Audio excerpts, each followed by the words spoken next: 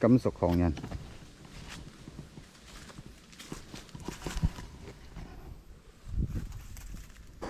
Ok. Có nhau một xíu đâu. Nhá mở nhá hả? Rồi. Tôi hay cái lo câu gì rồi. Ô, lẩu cho tủ trên đi. Câu vào đi à? Rồi chứ. Câu vào đi. Những xíu với.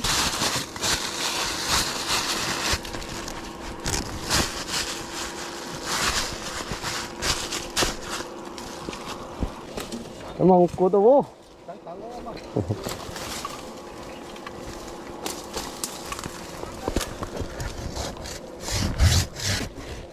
Người thật móng đấy.